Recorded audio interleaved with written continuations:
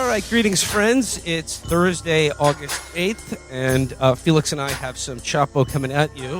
Before I introduce our guest for this week, it's time to apply some radical accountability. Folks, on our most recent episode, you may have heard me say it was a absolute lock that the Democrats would pick Josh Shapiro for Kamala Harris's running mate, and I realize now that that was wrong. But, you know, it's like the saying says, if you're right 52% of the time, you're wrong the other 48% of the time. And I hope this won't shatter your confidence in my otherwise sterling record of political prognostication. But will the Tim Walz pick be successful for Kamala? I don't know. It's too early to tell.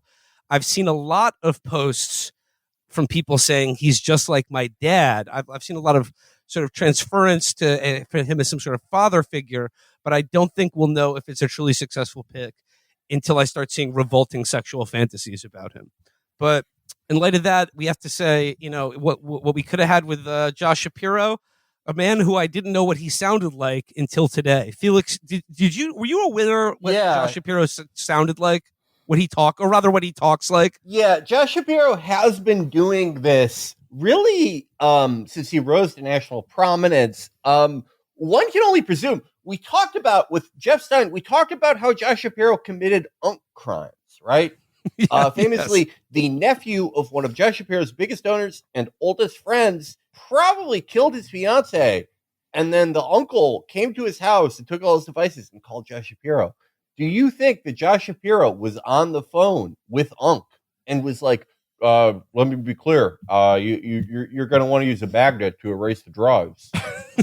I know from my time when I got caught in a limo in Wilkes-Barre sucking dick, smoking crack. He copies all the Obama, like he copies even like right-wing Obama stuff. He's like, my wife was assigned male at birth. Well, I mean, someone else pointed this out to me, but when it comes to Jewish guys sounding black, he's almost as bad as Michael Rappaport.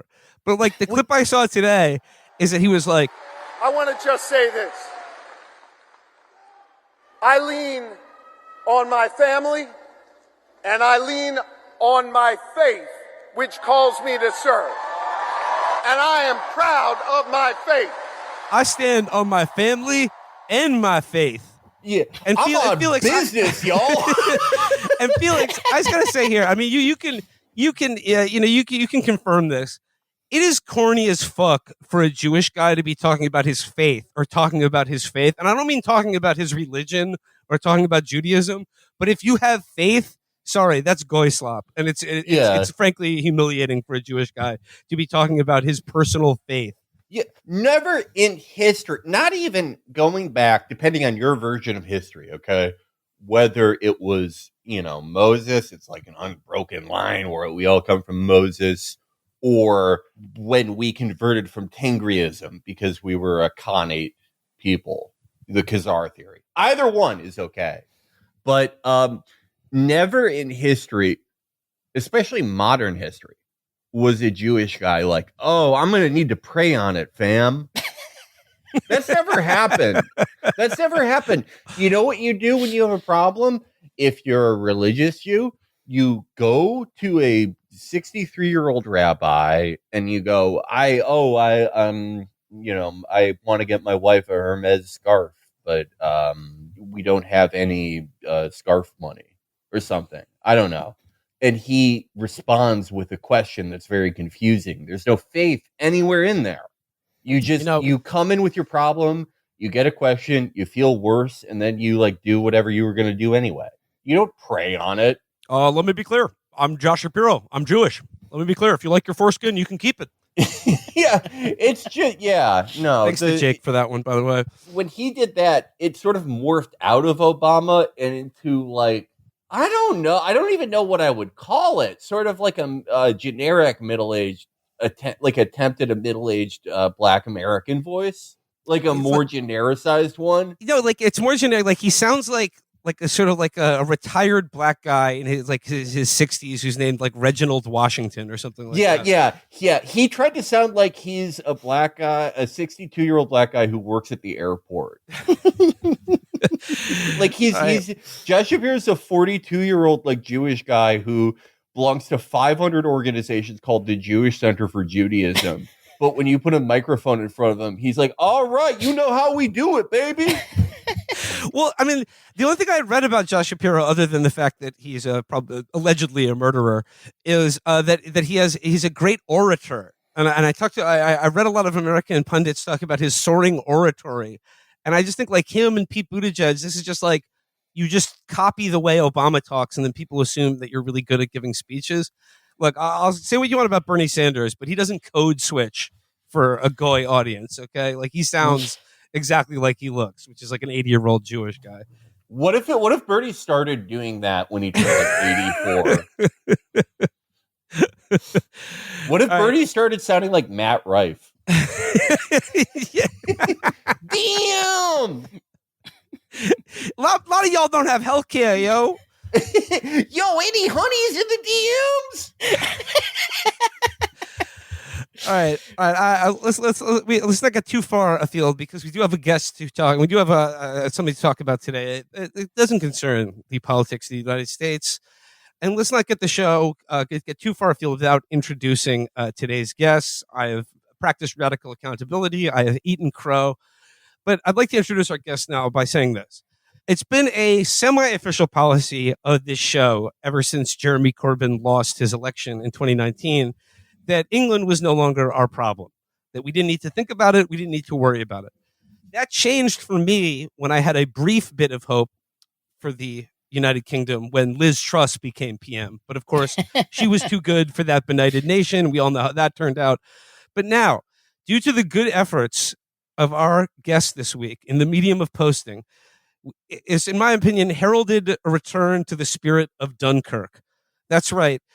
I'd like to introduce today's guest. It is the Twitter account Eyup Lovely, who has, through his post, taught me to care about and hate the United Kingdom again. Eyup, welcome to the show. Thank you very much. It's a pleasure to be here. Pleasure to speak to all of you. Yep, it's a disaster in the United Kingdom right now, and you probably did the right thing ignoring everything to do with Britain for the last 5 years because it's been terrible.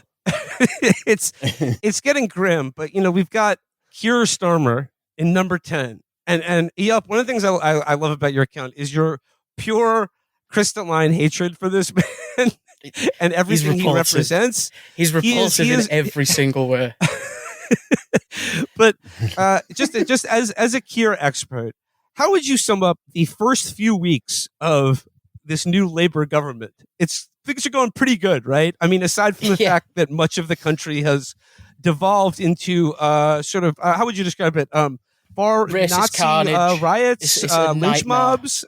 yeah, all of the above. I think my immediate issue with the first month of the Starmer government is, where is he all the time? Because he's never fucking speaking about anything. He's never in Parliament. He's never on TV. He's just completely AWOL all hours of every day, no matter what happens. Basically, the only policy that has been shoveled through is the two-child benefit cap they're keeping, which means that if you have more than 2 children, you can't get an increase on any welfare benefits across the board. So you would get an amount for the first child, a smaller amount for the second child, and then nothing for any more children. It's just disproportionately, it's disastrous for loads of working class communities, poor people, children. There's massive, massive malnutrition. Children are absolutely, it's hell here for children. And that's how it began. That's like the first thing they did. And then immediately after that, it's crackdowns on migrants, crackdowns on nail salons to get rid of all migrants. And then we have the last week and a half, 2 weeks, where it has just been, what everyone expected to invariably happen at some point, because they've papered over this for decades now. The rising Islamophobia, the anti-migrant sentiment, exploited none more so than by fucking Keir Starmer, by the way. And it's just been completely on fire. And you wouldn't think this necessarily if you just listen to the craven idiots in the media, because you go on Twitter right now, you see 100 journalists. So I've seen multiple today saying what Keir Starmer has done in the last month is absolutely perfect. absolutely perfect. How do you even come up with a statement like that? Like in cities all over the UK right now, like there are lynch mobs in the streets attacking Muslims, Asians, Black people. And I mean, I think it's worth contrasting the political and media response to these, like violent race riots and lynch mobs attacking people on the streets. The word that they've used to sum it up is thuggery. Which is like, I guess not incorrect, but it seems like it's missing a great deal. Like, maybe. Yeah, yeah, and it's like and I think it's instructive to compare the reaction to the pro-Palestinian protest, the anti-war Palestinian solidarity protest of just months ago. They were all described in terms and policed in terms that would make you think that they were like exactly what we're seeing right now, which is just outright like crystal knocked, basically. And we're still getting this exact phenomena here. It's like yesterday there was ostensibly a lot of riots planned, but they were outnumbered by counter protesters in all of these cities. And the Solicitor General just became an MP. Keir slotted her right in straight away. Solicitor General. She's reported counter protesters to the police for sharing a JPEG on Twitter that says "Get Zionists out of Finchley" as an anti-Semitic hate crime. She's trying to get someone prosecuted and sent to prison for that. And this is the only reason yesterday that the Nazis didn't get to do what they did last time, which is storm the streets, try to burn down the mosques, chant Allah, Allah, who the fuck is Allah? The only reason they couldn't do that is because people went out and outnumbered them by 10 to 1, 100 to 1. And every single Labour MP at the time was saying, don't you dare leave your house. Don't you dare come out and protest because the police will come and get you. And then today, Keir Starmer, Yvette Cooper, they're all taking credit as if this is some master plan that they had all along. We're actually going to energise people by doing absolutely nothing. And it's madness. It's complete madness. It's cloud fucking cuckoo bizarro world. It makes no sense, and they don't care at all.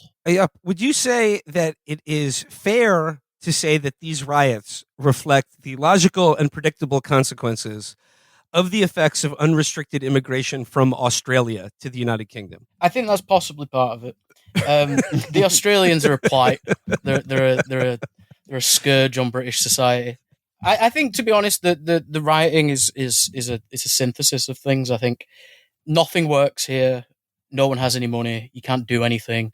Trains don't arrive. You can't go to hospital without waiting 20 hours to get a bed. It's all this increasingly decaying conditions. On top of, for the last 20 years, Muslims have been the acceptable scapegoat of every political party in Britain.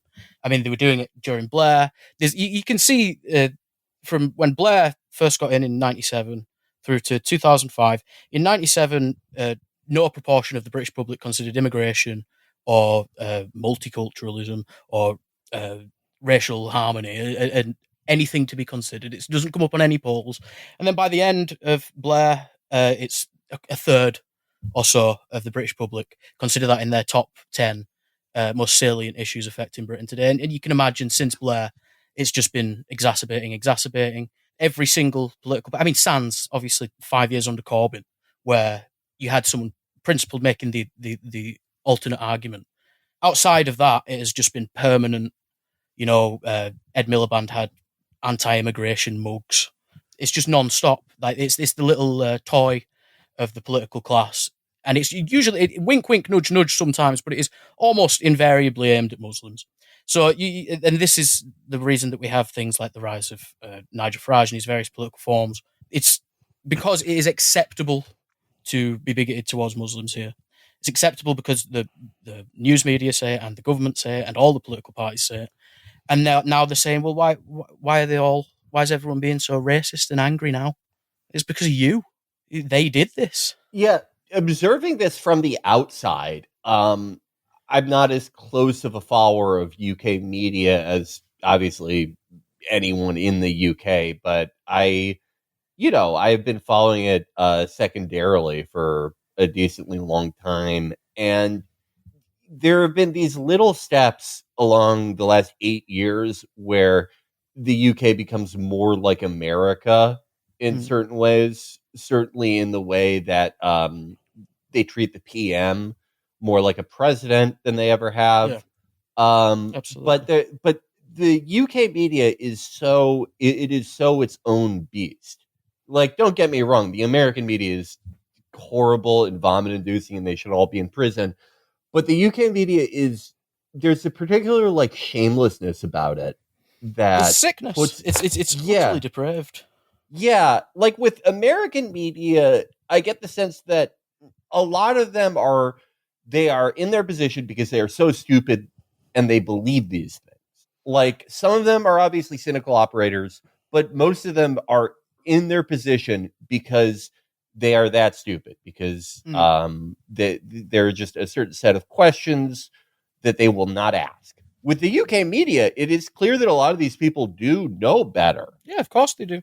Yeah, they, especially in this instance. I mean, like, as you said, Starmer and his home secretary just weeks ago, Talking about blitzing refugees. Yvette Cooper gave an exclusive 2 weeks ago to The Sun, Rupert Murdoch's The Sun, saying that she was going to do a blitz of migrants.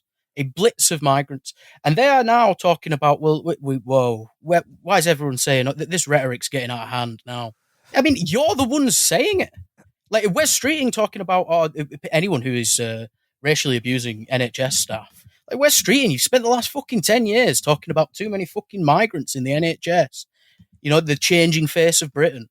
It's madness, and it's hack to talk about gaslighting, right? But there's no other word for it from the NPs and the media in this country, because it's like, within the space of 2 weeks, they can use rhetoric indistinguishable from Adolf Hitler on migrants. And then 2 weeks later, they can condemn people, condemn the people saying the things that you were just saying. These are the consequences of their actions, and they don't care. Yeah, and they seem to be framing it as anytime anything like this happens, either in America or the UK, the press frames it as their favorite word to use is ignorance. There's a great pall of ignorance falling over the people. There's a grand infection of ignorance that's making them go to the logical extension of these policies and statements that Starmer or the Tories, for that matter, have been issuing for the last 10 fucking years. And make no mistake, we have reached that moment with illegal migration. These vile people smugglers are no better than terrorists. They're a threat to our national security and a threat to life. And it's time we treated them as such. And to echo what Felix said about American journalists, which are, like, with few exception, people who are either stupid or evil, but they all believe themselves to be like the hero of the movie. They all think they're really good people. Whereas in England, I think it's a combination of stupid and evil, but they all know their shit. They all know their scum, and they want to drag everyone else down to their level. But, like, to your point about, like, the rhetoric, it's like, 'cause there's obviously, like, figures of the right, like Nigel Farage and Tommy Robinson, who are instigating these protests and, sort of benefiting from them, or sort of stoking the coals of racial hatred and violence. But, like, to your point, like, the British media and the Labour Party, it's just like when they react to this, and certainly even the way they police it, there's this attitude that, like, well, this is regrettable, but we have to understand that, like, we've ignored this sort of the quiet man who feels that the face of Britain is changing. I mean, like, that's the one you brought up. But, like, like, the England that they grew up in doesn't exist anymore. Like, where does that come from? What are they? I mean, are they just talking about the fact that there's, like, a Bangladeshi family in their neighborhood, or that there are people from South Asia or Eastern Europe? I mean, like, what is this idea that Britain has changed in some fundamental way?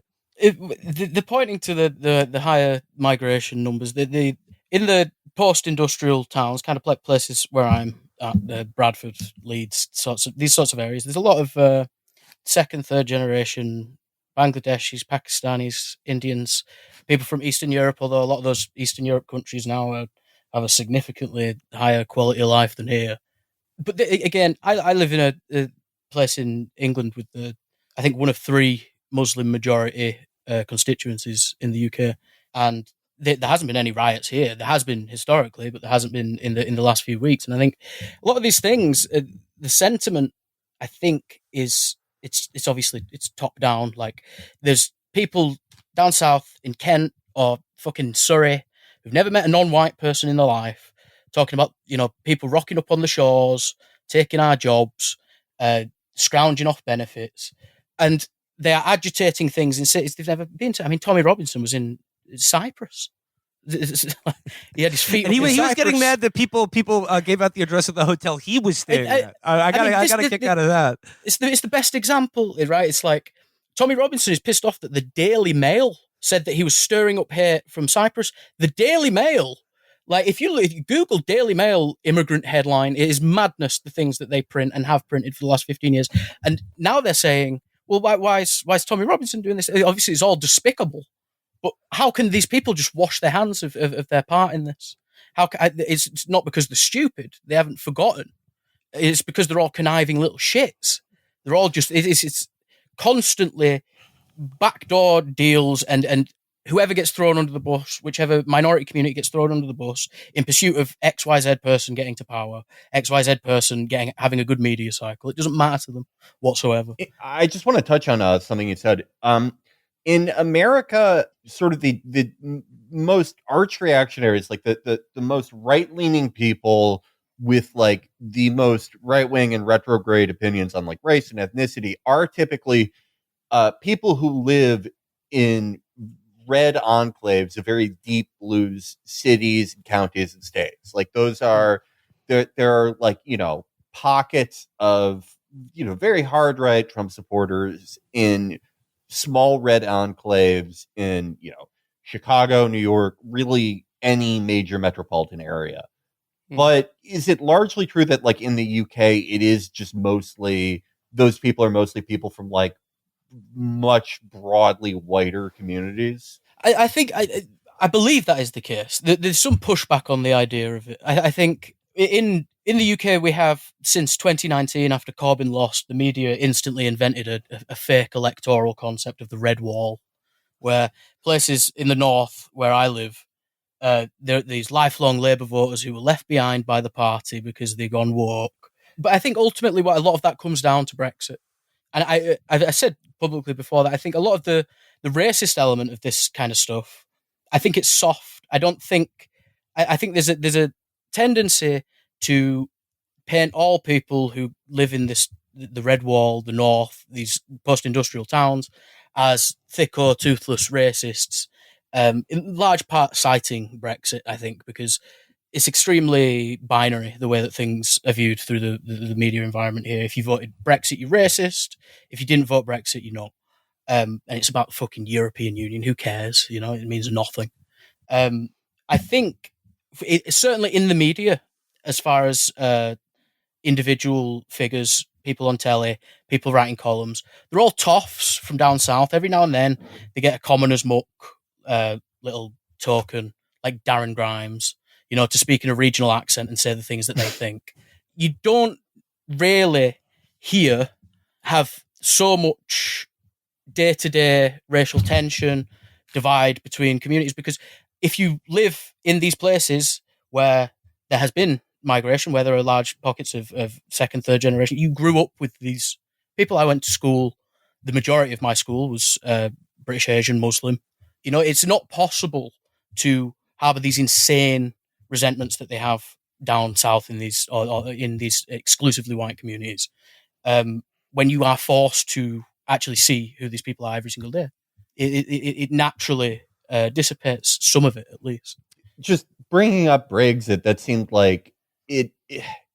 We've talked about it before, but it seemed to sort of set the tone for the following like 8 years, because on one side, the sort of, if anyone talked about like migrant workers or immigrants at all, it was in the context of like, either the subtext or outright stating these people are great, exploitable, cheap labor, and the food trucks they provide are amazing. That right now is the liberal Guardian talking point is, well, actually, look at how much Muslims contribute to the economy.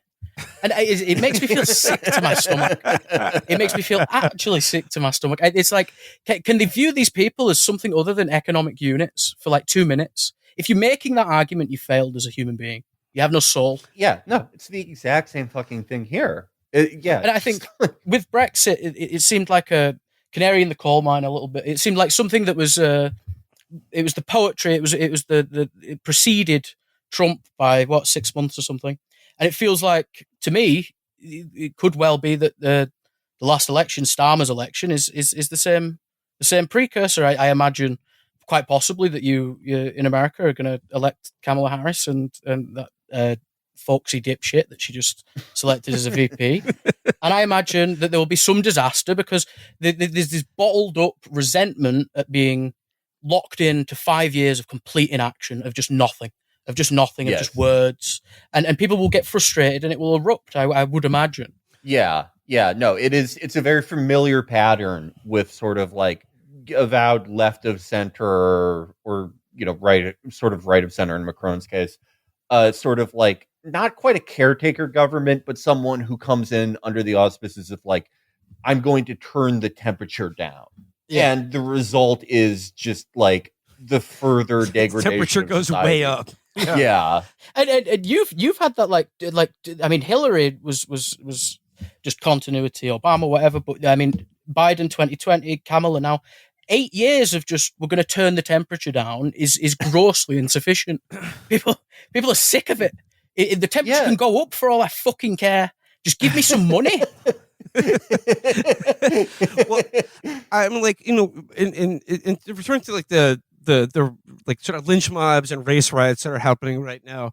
What was like? There was an inciting incident that kicked these off, and then like Farage and Tommy Robinson got their people out, and they were like, to attack Muslims. But like it was some sort of knife attack at like a yoga studio that was sort of intentionally falsely attributed to a Muslim immigrant, and like that kicked off at least initially these attacks on Muslim communities in the UK. Could you talk a little bit more about that? Yeah, in Southport. A 17-year-old murdered a bunch of children at a dance recital, and the news reported that there'd been a stabbing, and then pretty much immediately you had these right-wing accounts, David Atherton, Tommy Robinson, Andrew Tate, these types of people were sharing just complete bollocks, saying that it was a Palestinian Jordanian that had arrived in Britain last year via a dinghy. They gave some fake name that I think translates to something like Ali the Apartment. And then added that he'd been on MI5 watch lists for years. And these because he's 17, right? His birthday is in a couple of days. In Britain, you're not allowed to report about the name or identity of a suspect under the age of 18. So there's this buffer period, essentially, where the news is reported that there's been a stabbing. The right-wing Nazi accounts start saying that it's a Palestinian. That those tweets get 3, 4, 5 million views. And before there'd been any clarification that it wasn't a Muslim person, they were already rioting in Southport. They were already trying to burn down a mosque. And then, again, Starmer missing for 30 hours. Eventually, he comes on telly and gives this mealy-mouthed condemnation, but they are already incensed. And it just further aggravates them. And it doesn't matter to them anymore that it wasn't a Muslim because it's just a proxy for all of their fears about migration, about demographics in Britain, whatever the fucking bullshit they talk about. And it was just allowed completely unfettered to metastasize this falsehood that it was. And it's awfully convenient. I mean, within an hour, it's awfully convenient that they blamed it on a Palestinian. But it's also fucking... I saw the false name straight away, and I immediately said, this can't possibly be real because, so a stabbing happens in Southport, MI5, or let's call up the most repulsive wankers in Britain and tell them that they were on our watch list. Tell them that we massively fucked this one. Might as well just put that one out there. Get that out to your sources. We had this guy on our radar and we just ignored it. It comes straight from the top of the circus down to Smiley, Tinker, Taylor, Rich Man, Poor Man. You work all your sources. Let them know that we botched this one splendidly. And Nigel Farage now is blaming. He put out a video. He's like, oh well, people have been saying, it might be a Muslim who came on a dinghy last year. Can't verify that. Can't verify that. But people have been saying it, and now he's on the radio saying that he's been misled by Andrew Tate, naughty Andrew Tate, misled Nigel Farage. It's all his fault. It's just madness. Yeah, just the idea that like MI5, they would be like, well, we have to like tell the public. Should we tell any of the journalists that we've had these like decades long relationships with and like are sort of basically like a clearinghouse for our limited hangout stuff? No, let's tell a guy who was arrested for like trying to dance a 14-year-old at a Tottenham Hotspurs game. And this fucking this ball cut cunt who shared it on Twitter, David Atherton, he like his only media appearance is on ITV, and he's arguing in favour of smoking in front of natal units at hospitals. What? This guy. I love a single issue voter. Yeah. He's just talking about how well it's terrible that they're pregnant and they might breathe it, but people want to smoke outside natal units. That's the Ralph Nader of the British right. Unsafe at any weight. I want to return though to like the fact that like this was initially like obviously quite fakely attributed to a Palestinian, which just seems like very very convenient. But I want to get back to this idea of like the contrast between the way the media talked about pro-Palestinian protesters or anti-war protesters and the way those protests were policed versus what we're seeing now. I mean, like. You shared on your account. I remember I'd seen this, but I'd once again completely driven it from my thoughts immediately. You played that. You shared this video that the Telegraph put out. That was a parade of terrified teenagers talking about how they personally, as young British Jewish people, how terrified they were of the prospect of Jeremy Corbyn being in 10 Downing. And there were these kids who were saying like, I literally can't speak. I would be afraid to leave my house or walk down the street. And I just like,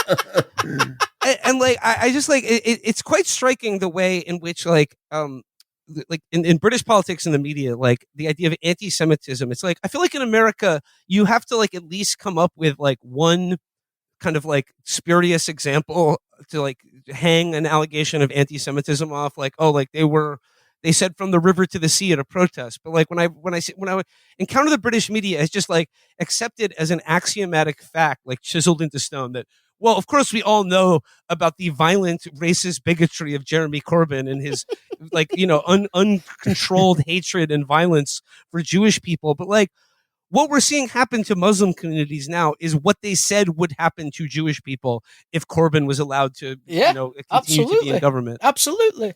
And it shouldn't be forgotten that Jeremy Corbyn is a complete aberration in British political history, in that he didn't once demonize the fucking Muslims, and they hated him for it. The headlines, front pages of every newspaper, Jezza's jihadi comrades, apologists for terror, because he didn't want to just bomb every Middle Eastern country, effectively. The totality of their accusation of anti-Semitism against Jeremy Corbyn amounts to, in 2013, he commented on a Facebook post of a mural by a guy who does murals of aliens, of Aleister Crowley and a Rothschild and a Rockefeller, like playing Monopoly on an Illuminati table.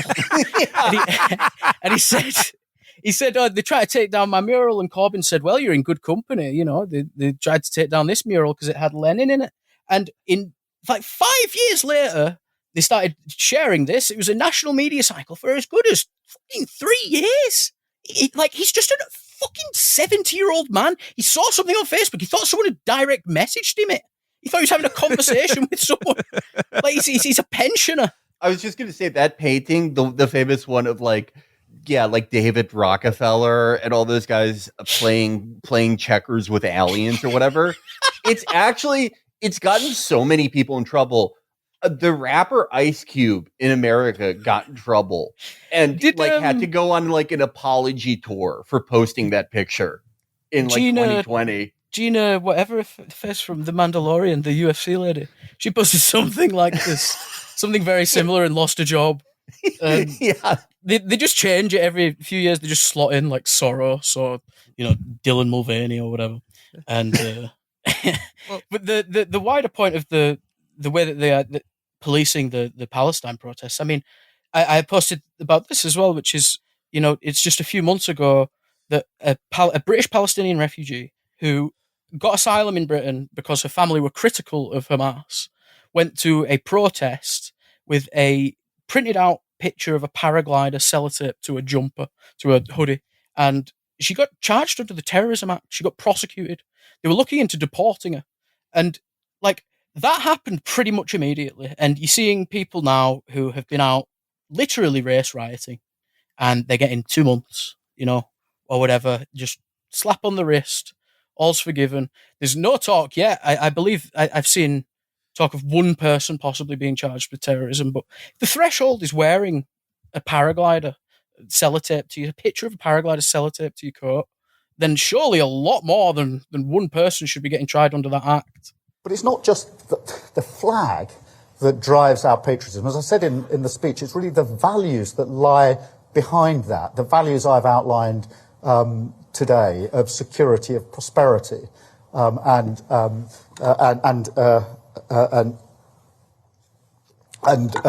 respect. I'd like to turn to the British media and how they're sort of metabolizing these race riots. And you shared with us some examples of some of your favorite guys from the British media. So before I introduce this piece, could you give us a little background on Paul Mason of the New European, or he was writing in the New European, but could you give me some context for Paul Mason? Because I'm going to read a little from his article on the race riots. It's titled "The Mob versus Starmer." Because it's funny because I don't think the mob is attacking Keir Starmer right now. Paul Mason is the strangest man alive. He used to be the economics editor of the flagship political program on the BBC, and then Channel 4 after that. And he sort of he says that he quit those jobs because he wanted to get more involved with politics, and he was floating in the background of Corbynism the whole time.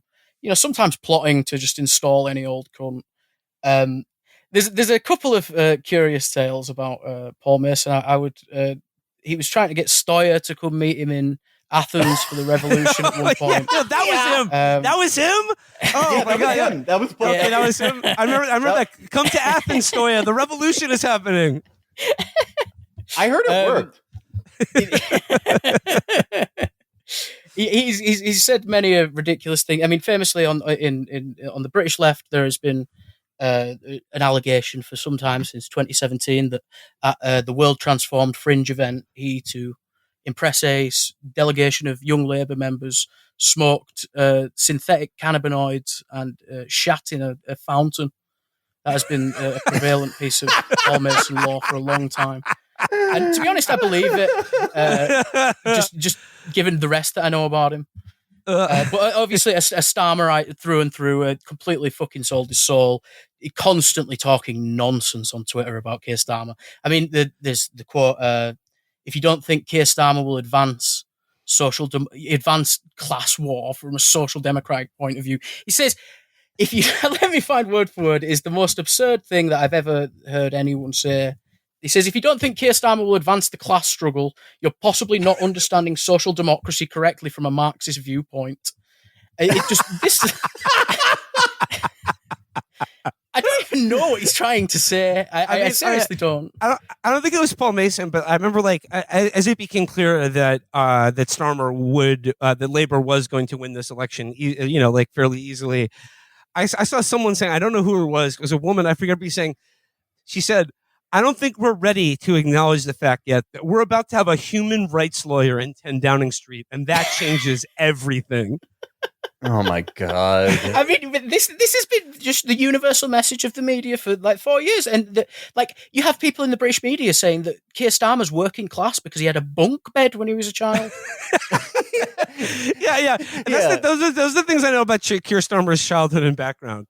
They were talking about hard Scrabble, school hard knocks. He had a sick mother. He had a mother who was very ill because his father owned a tool factory. He said, "My father was a tool maker." Yeah, my father and made tools, and it got he- my mom sick. He also Dad said was a that like toolmaker. growing up, they were so poor that they couldn't afford Sky, like to have Sky News in their house, which they didn't exist until like 17 years Until he was in after his Starmer 40s. graduated college. It's like Keir saying, Starmer- it was really hard growing up. I didn't have a fucking Steam Deck in 1985. Keir Starmer, dad toolmaker, mum nurse, Pebble Dash semi, Ford Cortina. Those are his lines. My dad was a All right. toolmaker. My mum was a nurse. I lived in a Pebble Dash semi. We had a Ford Cortina outside. This was the 1970s. On Paul Mason, on Paul Mason, I would just like to clarify for any listeners that Paul Mason has tried and failed to become the Labour parliamentary candidate for 4 different seats. Variously reinventing himself as a Welshman, as someone from Sheffield. He tried to run against Corbyn in Islington North, failed every single time. This guy, like, he's in Keir Starmer's circle. He's trying to learn the Welsh language. Maybe that might help him pick up a he had a website. pocket He had a borough website in Parliament. Yeah, his website when he started ran pronouncing those words with 8 everything in L's in Welsh. them. Yeah. But no, I would like to read a little bit from Paul Mason's piece for the New European, "The Mob versus Starmer," which I know I mentioned this already, but like, what a fucking nauseating headline! Like, I don't know, are they trying to burn down his dad's tool factory? Did they destroy his Ford Cortina? I mean, like, you know how the Holocaust started. They first came for the sons of tool makers, and then Baby no shield one left. recipients. But basically, Paul Mason begins this piece by with an account of riots that took place after in 1905, after the Russian Tsar Nicholas II granted a constitutional monarchy, and he says that most people were jubilant, except for the far right mobs consisting of the dregs of society, who launched a wave of attacks on everything associated with liberalism, the left, education, and of course Jews. And then he says, "I couldn't help thinking of that Russian dregs movement as I watched the footage of far-right thugs, first in Southport, then in Hartlepool, and then in a rash of city centers last Saturday." And he goes, "That's why this is serious and strategic. Since Brexit 2016, the nationalist wing of British conservatism, the right-wing populist electorate, and the outright fascists have formed a cozy continuum, echoing each other's prejudice and validating it in Whitehall. Now there is zero prospect of a Tory government, and the mob is desperate because their allies with power are gone." I mean, he will go on to say that this is basically here's the money graph here. He says, "There is nothing that Farage, Robinson, and GB News that would like better than for the next headline to be a Muslim riot or a refugee riot. And let's remember that just as Russia is adept at using disinfo among the far right, both Russia and Iran run online operations reaching into the far left and British Islamism. Above all, we need all those in authority to understand this is both an organic, deeply rooted, and psychologically desperate movement, and the creature of a Russian hybrid warfare against our country." So it's both a deeply organic symptom of British culture, but also fomented entirely by right-wing bot networks and Iran. Yeah, I love, like, Paul Mason is an expert at just money sentences like that, where it's like, we both need to recognize, that this is a British problem with blah, blah, blah, and also that Putin did this. Okay, and then what? What does that fucking mean? At no point in the article, it reminds me of those tweets that are like, today's a good day to remind everyone that fucking, Brad Pitt wore an Indian headdress at a Halloween party in 1997. And it's like, okay, what am I supposed to do with that? Not hire him for my movie? Paul Mason has got schizophrenia about Russia because someone hacked his emails last year, and they just found all these spider diagrams of like tertiary Corbyn figures with like lines to like the black community, and then a line to like China, and he's just emailing like known MI6 agents. Yeah, it literally was the China connection, and he's emailing like known MI6 agents, just like, "Can I be a spy? Can I be a spy for you? Can we go for a drink where we can work out how I can be a spy?" He's just the most pathetic. He's clearly, I understand from his emails that he's upset that they won't let him in Bellingcat He's pissed off about that. He wants his own Bellingcat. He's the one wannabe spy they won't let in Bellingcat? Yeah. Wow. Yeah, he's one below Bellingcat. How bad is his tradecraft? He can't even use Google Maps properly? Well, he could probably get honey trapped by like a pop-up. Like that's the one thing. You got honey trapped by horny older women in your area who only want sex. Yeah, when he saw that, like, my husband is dead thing, he was like, do you want to know where the Trident missiles are? I know. The left-wing case for nuclear weapons. Yeah. Another classic. Another classic. Nuclear weapons are bad, but we should have them and we should use them on Russia now. Well, let's get to the next piece I wanted to talk about, which is an intimate view of the Starmer family on the night of their big victory. But before I get into that, I want to just talk about like Keir Starmer as a figure. Like, we've talked about, okay, we've got the checklist on him. Mom was a nurse. Dad was a toolmaker. Parents love donkeys. Yeah. My mum and dad love donkeys. He's pathetic. He's pathetic. But like, there is something, like what you've captured in your account isn't like, I would normally not give this guy much of any thought at all, but like there's something so kind of fascinatingly bland and empty about him. Like how would you describe Keir Starmer to someone who is not familiar with either British politics or him as a personality or lack thereof? He is the world's most repulsive freak. He can't finish a sentence. He's got an incomprehensible history. A completely incomprehensible history with donkeys and tool makers, and he did violin lessons with Fatboy Slim. Right about now, the funk soul brother. He always talks about that. And then, obviously, wink, wink, nudge, nudge. He probably, got tapped on the shoulder at Oxford or something. Becomes a chief prosecutor, and he's just the most shady guy in the world. And I think my problem with Keir Starmer is that there is such concerted effort by people like his biographer Tom Baldwin to talk about what an ordinary bloke he is. Tom Baldwin says he's an ordinary bloke, but he's doing an extraordinary job.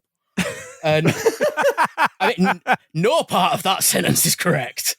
But he's not an ordinary bloke. He's a thin-skinned, vindictive little creep who has very clearly just been, shagging literally anything and anyone for God knows how long. And every time that you see him try to be normal or nice or smile, you can just see that it's just coated in artifice. It's not real. And then when you see him be pissed off and he gets all adenoidal and stern and Mr. Speaker, then you start to see who this man is. He thinks the sun shines out of his arse, I think. And a part of that is because he's spent 20 years with all of the media saying that this is the most smart, gorgeous genius in the world, the most singularly brilliant legal mind. He's grotesque to look at. Where does this thing come that he's good looking? Like that to me, you want to talk about gaslighting? That to me is the essential fact about him is that he is he's just unpleasant to look at. But I keep reading these accounts of him about like what a hot dad he is. Yeah. Here's why people think Keir is the new Downing Street daddy. This is a Guardian headline. Sweet, sincere and humanising. Could Keir Starmer's oh-so-serious student pictures win over voters? It's like, is politics on easy mode? I don't understand how they are trying to depict him as like attractive in any way. Obviously, this has been going on for some years now. Is he a spook? Is that what accounts for this like fawning media coverage? Because I think back to what you said about how Brexit was sort of the presage for sort of a preview of Trump, and that Keir Starmer could possibly be if our sort of Anglo heritage sort of rhymes with one another, could be like sort of a preview of Kamala Tim Walz. But there's something about these. Yeah, like Felix, like you said, they're not quite caretaker presidents, but presidents that come in and don't really come in on a promise of explicitly not promising you anything or not doing anything for you. You just have to vote for them. So he's not a spook, the hopes of people have to be transmuted into this idea that they're all hot and fun and cool and fuckable and that famous tweet where it's like, I hope Joe's cream pieing Jill tonight. I hope that Joe Biden and Jill are having another baby at 79 years old. And we get that about Keir all the time, they try to depict him as like a daddy figure, like stern, taciturn, but ultimately gorgeous. And it just doesn't wash at all. Yes. I don't. But like another element to Keir's career that I was not aware of and became familiar with thanks to your account. Could you elucidate for our readers his failure to prosecute Jimmy Savile when he had the chance to? And look, in one way, nobody prosecuted Jimmy Savile, but like, to what extent did this case cross his desk as a prosecutor? Right. This is a something that has driven me mad for many years. Boris Johnson mentioned this at one point, and the UK media closed ranks. Even Rishi Sunak, at the time Chancellor, was denouncing it a despicable smear to say that Keir Starmer didn't prosecute Jimmy Savile. But he was the director of public prosecutions, right?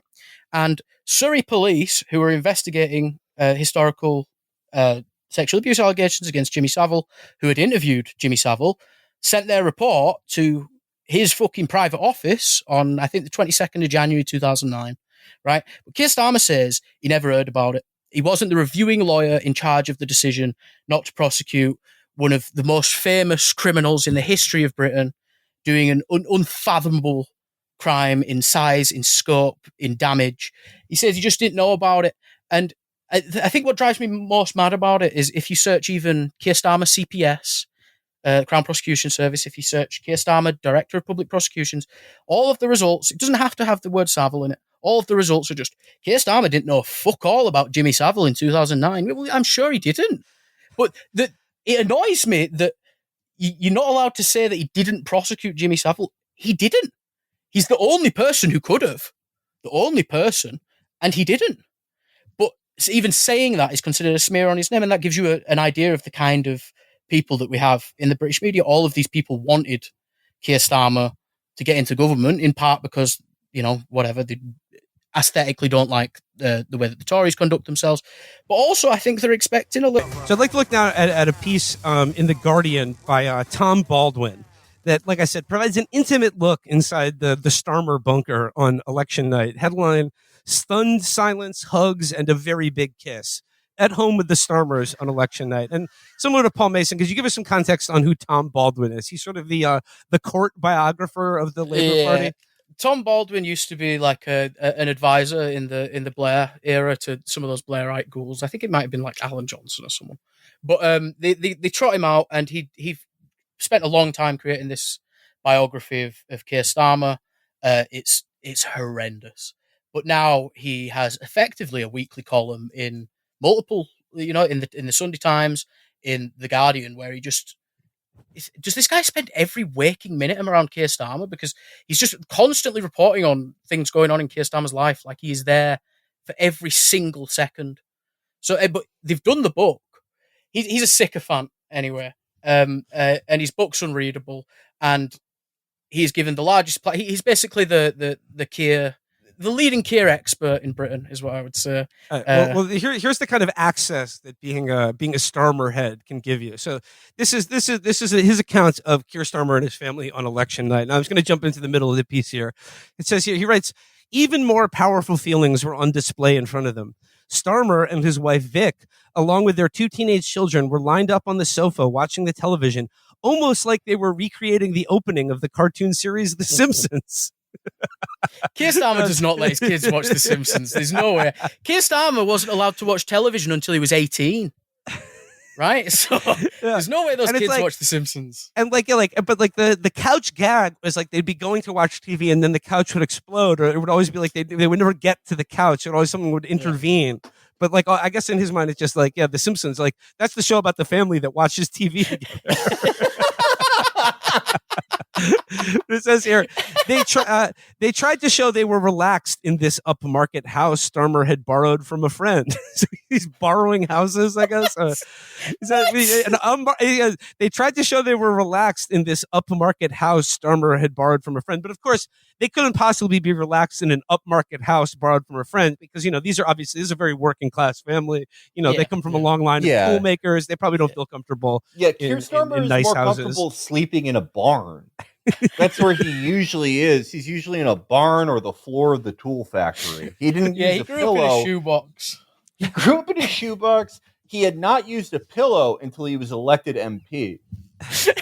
That's the type of guy he is. Right. I had to get up in the morning at 10 o'clock at night, half an hour before I went to bed, eat a lump of cold poison, work 29 hours a day down mill and pay mill owner for permission to come to work, and when we got home, our dad would kill us and dance about on our grave, singing hallelujah. You try and tell the young people of today that, and they won't believe you. No, they won't. It says, their son wore his Arsenal shirt, and their daughter, who has told him she has no intention of moving to Downing Street, gave everyone an excuse to laugh for a moment by letting out a long "ew" when her dad's face appeared on the screen. So, like, from the mouth of babes come through. It's like the daughter hasn't gotten the party line on how you're supposed to react when you see Starmer's face. You're supposed to go, "Ooh, he's so hot. He's daddy." There's not just go, "Ew, oh," because that's how I react. There's going to be a campaign against the daughter for anti-Semitism. Yes. Yep. So it goes here this is great. At 9:59 p.m., the countdown began. Starmer and his wife locked their bodies together. Vic's left arm stretched around his shoulders to clasp his left hand, while he did the same to reach for her right. As Big Ben strikes 10, the exit poll is predicting a Labour landslide, intoned the BBC. Keir Starmer will become Prime Minister with a majority of around 170 seats. The man they were talking about wrapped both his arms around his wife to share an extravagant kiss. Then he reached out for his 13-year-old daughter. They embraced for a moment, but he jolted into a tighter protective grip as he realized it was all becoming too much. I looked away and stared at the TV as it chattered on. The room suddenly felt hot. And not for the first time since I began writing Starmer's biography 2 years ago, I knew this was intruding on something very personal. Just the image of him and his wife locking bodies together. Yeah. Are they praying mantises?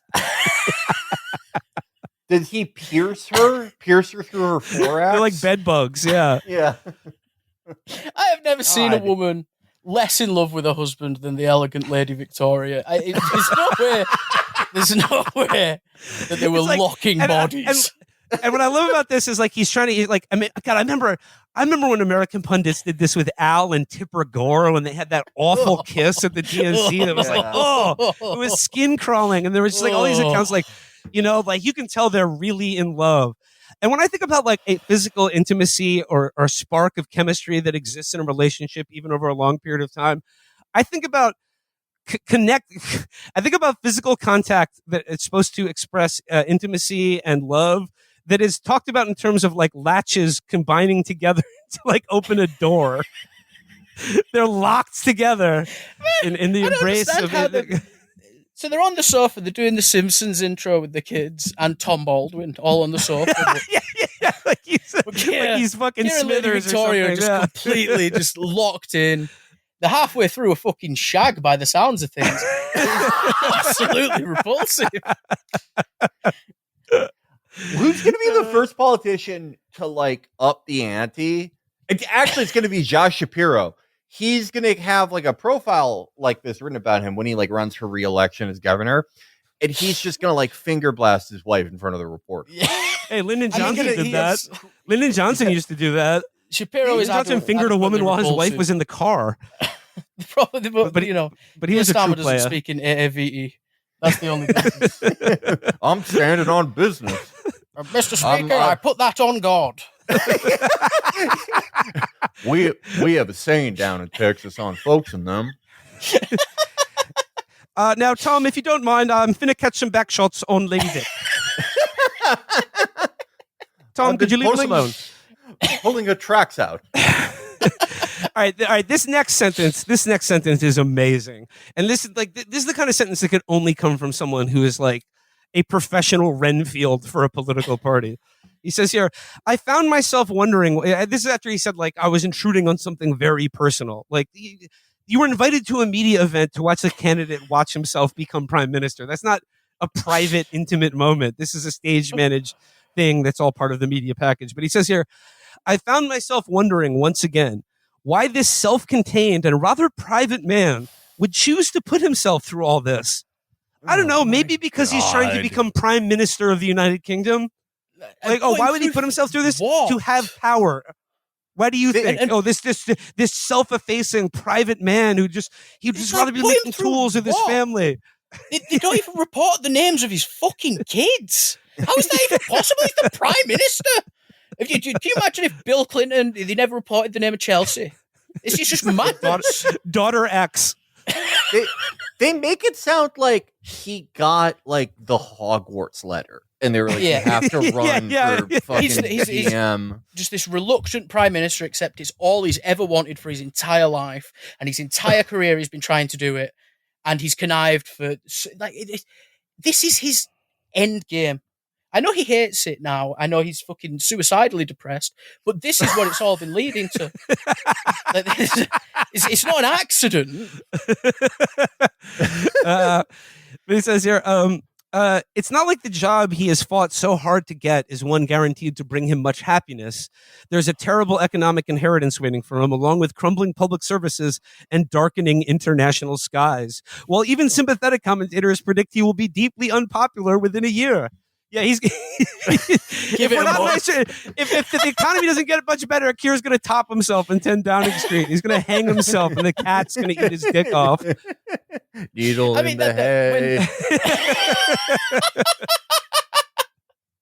When the riots were going off, Sky News was sending out push notifications. There's a mosque burning. There's Nazis on the streets. Sky News was sending out push notifications about whether Keir Starmer's cat Jojo will get along with Larry the cat at Downing Street. That was the breaking news. Oh my God. He says here, Baldwin continues, nor is he one of those who declared as a child he'd wanted to be world king or pretended he was standing outside Downing Street while he practiced a speech in front of a mirror as a teenager. Instead, he is someone who came into politics late, who eschews the idea of Starmerism or any other ism and insists he just wants to get stuff done. That is classic. It's good to know Starmer is also rejecting Starmerism. What fucking annoys me about Tom Baldwin is this is easily the fourth article and the book where he sits down with Keir and he says, so what's Starmerism then? And Keir says, well, Starmerism's not a thing. And he goes, well, if you had to. And then Keir just says, oh, well, if I have to, then Starmerism's what you were just talking about then. And then every single time, that's just what it's defined as. It's just madness. They have to. I am so sick of that fucking line. He doesn't believe in any ism. Oh, good. Wouldn't want to have any underlying beliefs. Yeah. God forbid. You heard it here. You heard it from Tom Baldwin. Keir Starmer rejects monarchism in all its forms. He just any system of government that gets things done. But he used to be an anti-monarchist. There's a famous video of Keir Starmer after he became a Queen's Counsel saying, it's quite funny that I'm a Queen's Counsel because I used to say we shouldn't have a monarchy. It's like, that's funny, isn't it? That's fucking hilarious, isn't it? Wanker. Here's another good part. Another indication of Labour's nothing left to chance attitude was the babies waiting at the basketball court at the end of his rally that day. Some Labour supporters there wanted to get a picture of Starmer with their newborn children, not least because politicians kissing them is a well-worn campaign tradition. But party aides decided it was too high risk to be done in front of media. So only when the press had been cleared from the room did the Labour leader wander over to meet them. As soon as he picked one of them up, a baby girl, there were familiar gurgling noises and she began to be sick on him. Ah, what are you doing here? Said Starmer, smiling.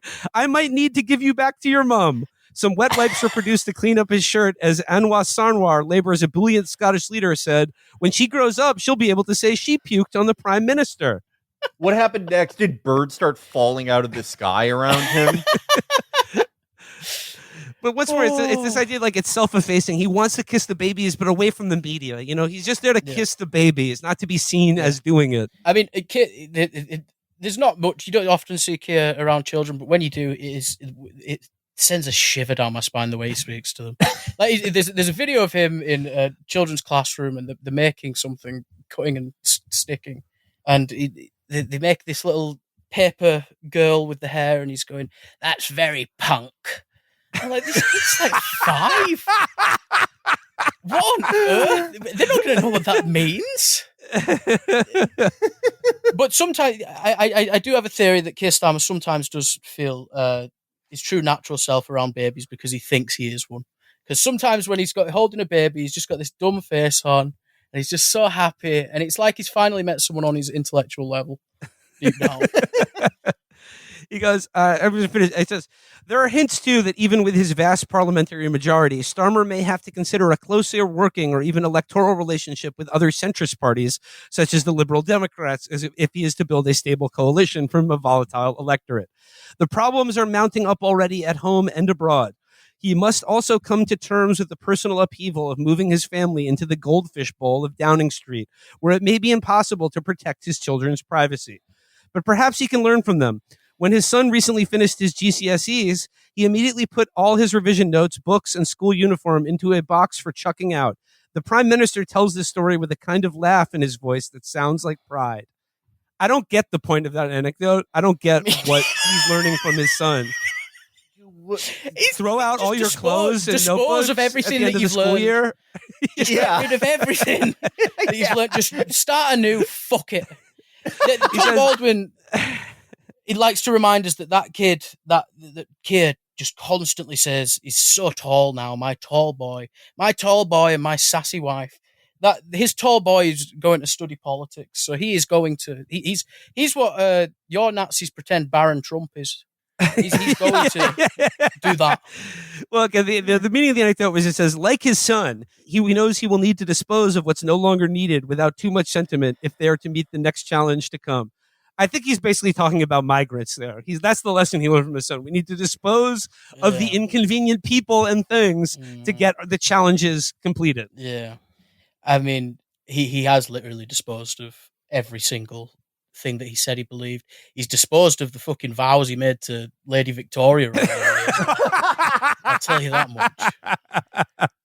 What his son did, what his son did with like his school shit, that's what Keir did with the box of evidence on Jimmy Savile.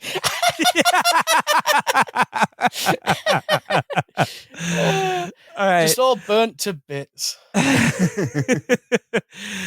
right, I think that's a good place to wrap things up for today. But that's your United Kingdom, ladies and gentlemen. In case you were feeling bad about being an American, it could always be worse. But seriously, I want to thank our guest today, Eyup Lovely. If you want more of his Twitter, we will have links in the bio.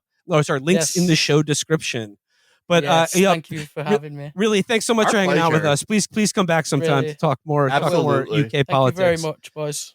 Oh, and for fans of our show and Movie Mindset, our hat and T-shirt, our Movie Mindset hat and T-shirt, referencing the little production studio that you may know, Canon Films. The Movie Mindset hat and T-shirt are available now at chapotraphouse.store. You're not going to want to miss out on those. You'll be the freshest thing on your block this summer. All right. Till next time, everybody. Bye-bye. Bye-bye.